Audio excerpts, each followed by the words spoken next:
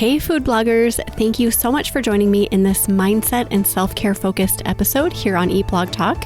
One of the reasons I started Eat Blog Talk was to hold a space to talk about the importance of mindset and self-care. Being an entrepreneur can be a lot. If we are not taking care of ourselves, then getting actionable information about SEO, Pinterest, or whatever else is all moot. I will meet you back here every Wednesday to discuss various mindset and self-care topics, so you have the energy and space to tackle the rest. Hey food bloggers, have you always wanted to diversify your income with brand partnerships but don't want to feel gross and salesy? Or maybe you're just overwhelmed by all the advice out there about working with brands and don't even know where to start. I'm Brittany Roche, food blogger at plantpowercouple.com and a blogging coach who focuses specifically on helping bloggers like you build a system for working with brands that helps them reach their business goals, but also feels natural and genuine to them. Whether you're looking to make brand partnerships a consistent part of your monthly revenue or just want to have a solid system in place that you can pull out of your back pocket anytime you see your RPMs take a hit and you need to bring in some extra income, my 3-month goal and mindset-based coaching and support program can help you break through your own mental barriers and start making it happen. If you have any questions about coaching or want to sign up, just send me an email at brittany@plantpowercouple.com. That's Brittany with 2 T's, A-N-Y. You can also sign up for my free weekly blogging email for brand work focused tips, ideas, motivation, and support by going to plantpowercouple.com/coaching. Thanks for taking time out of this episode to listen. Back to you, Megan. Hello, food bloggers. Welcome to this self-care and mindset-focused episode of Eat Blog Talk. Thank you so much for being here. I so appreciate you listening to these episodes and hope you're finding value from them. In today's episode, we're going to talk about 5 words to say before you get out of bed each morning to have the best day possible. You know those days when you get out of bed just feeling off. And I shouldn't even say get out of bed. You wake up feeling off, or you feel down or sad or just feisty or anxious. I cannot stand those days. They're not my favorite days. I wake up and feel like, really? This is how I feel before I even get out of bed? This doesn't seem fair. And if I hop out of bed right after that, I can massively get in my own head and in my own way. And it can very easily spiral into just making my whole day fall apart just by having certain thoughts as I start the day. I will be honest, it has been a little bit of a challenging past couple of weeks since we returned home from our vacation. Some minor and temporary health issues have popped up into my world, leaving me feeling just down, depleted. Honestly, I feel like I don't have energy to get through most days. And I feel a bit angry because, oh my gosh, it is summer in Minnesota. Doesn't my body know how to behave in the summertime? This is precious, precious time, and I want to feel good. So most mornings lately, I've been waking up to that feeling of dread, like the day is going to disappoint me. So I begun a ritual involving a lot of intentionality with what I think and say before my feet even hit the ground. Because, as we know, or maybe we don't know, but words and thoughts literally dictate our realities. Test it out. I encourage you to do that and see what happens because it is so true. If you wake up with a headache, for example, and have the thought that it's going to be a crappy day, guess what? It is going to be a crappy day. If you wake up with a headache and direct your mind to other thoughts, it does not have to be a crappy day. You can totally turn it around. Words and thoughts hold more power than we give them credit for. They can make a day awesome, and they can turn a day into a complete disaster. It will benefit you to increase your awareness about the thoughts you think and the words you say, and doing this exercise will totally help you do this. I remind myself this 10 times or more every day. Thoughts and words hold so much power. So in this episode, let's talk through 5 words to say before you even get out of bed in the morning I've been practicing with these very words, and they've helped me to turn the thought, today could get rough, into a decent or even a great day. Let's give this the GWAIL acronym, which sounds a little weird, but whatever, I'm weird, so this makes perfect sense. So let's get started. Number 1 is gratitude. Now, along with saying these words, I found it beneficial to have some follow-up thoughts after each word. This whole process, all of the words that you go through before you step out of bed, should not take you more than 5 minutes. You can take longer if you want, but give yourself 5 minutes after you wake up. Even if you don't have the feeling of dread or like today could be a crappy day, even if you wake up feeling kind of good, still say these words and it'll be even better. So the first word you're going to say is gratitude, which is followed by thinking about what are the first handful of things that come to your mind that you are immensely grateful for. There are a lot of things all of us can be grateful for at any moment, so those things should pop into your head and be really specific. Is it your spouse? Is it your kids? Is it the safe home you live in? Maybe an upcoming vacation you're looking forward to? Freedom to enjoy summer with your family? The 400 thread count sheets you're laying in? The cozy cat snuggled up next to you? Time spent with loved ones recently? Maybe you had a party recently or a gathering. Maybe you have a fresh manicure or pedicure, or maybe you can see that it's sunshiny outside, or maybe you're thankful for the rain. Maybe you needed rain in your area and you're grateful for that. Maybe you're grateful for your health and how your body is feeling that day. Run through the main things that come to mind and give each one of them just a few seconds of attention, really feeling the gratitude for each one. Focusing on gratitude first puts you in a place of true appreciation to start your day. Number 2, wisdom. Next, say the word wisdom and envision yourself making wise decisions throughout your day. What things specifically need clarification in your life or your day? Maybe it's work projects, home projects, this week's to-do list or today's to-do list, how to handle kid behaviors. Maybe there are relational issues you've been dealing with loved ones that need to be sorted out. Think through those top things that come to mind and say the word wisdom or think the word wisdom after each topic you are seeking clarification about.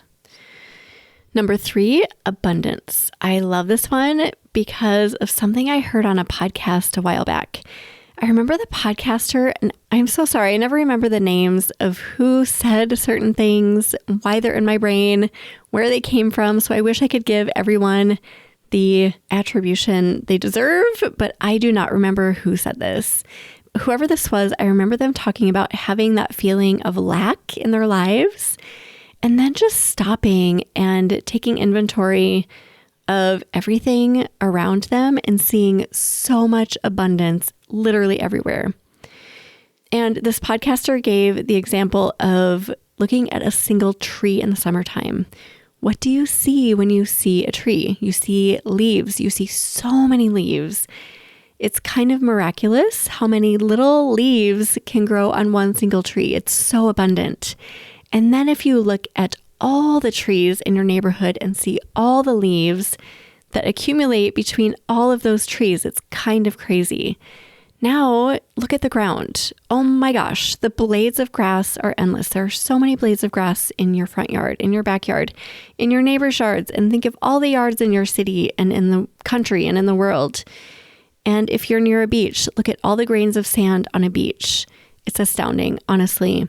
There truly is abundance absolutely everywhere in the world around us. Sometimes it just takes us stopping and seeing all of that abundance to remind us that there's abundance in our lives too, specifically in our worlds, in our bodies, in our lives, in our families, in our homes, in our minds. So say the word abundance and think of the abundant blessings in your life. Again, get specific.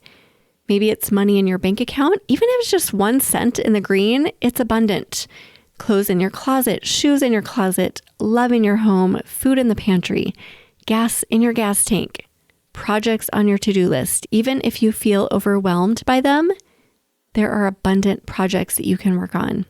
Friends you love, dog licks or tail wags you get each day. There's so much abundance in your life. So think through each of those top things that pop into your mind and think or say abundance after each one.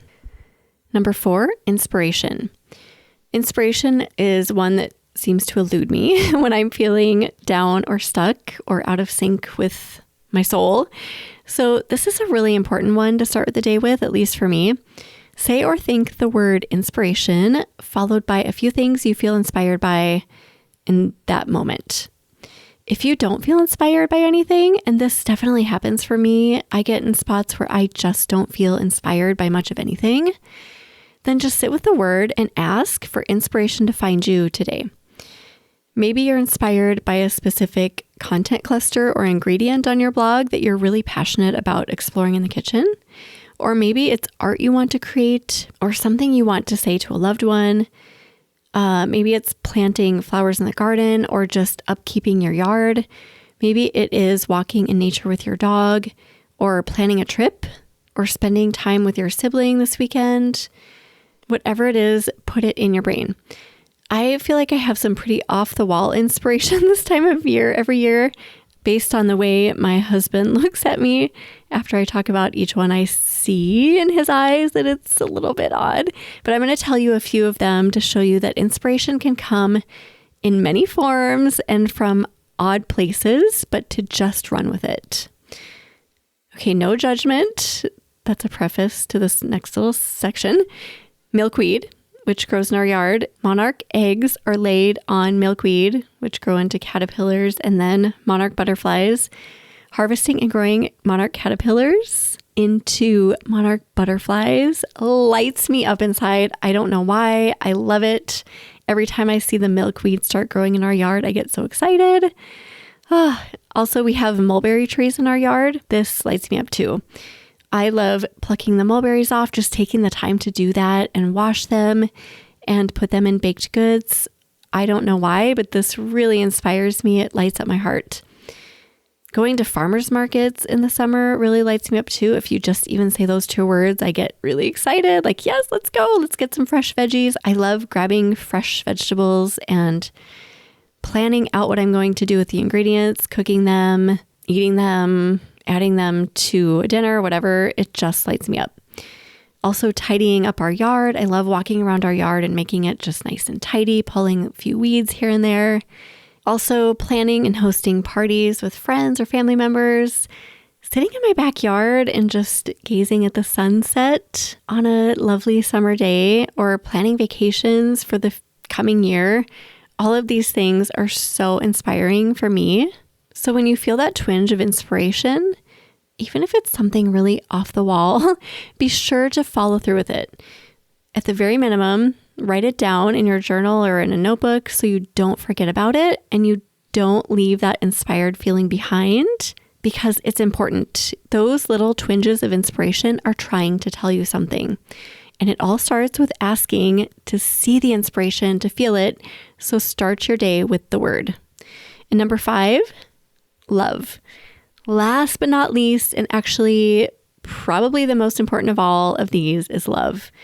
If we do everything in the spirit of love as we move through each day, all will be well.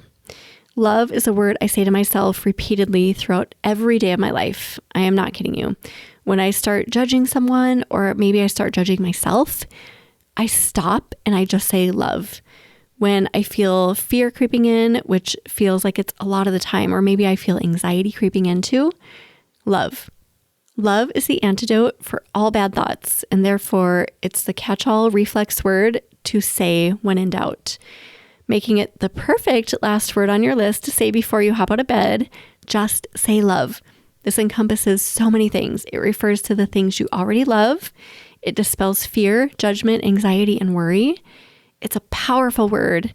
Say or think it with enthusiasm, and you can top it off by thinking about a few of the things that make you bubble up with that love feeling.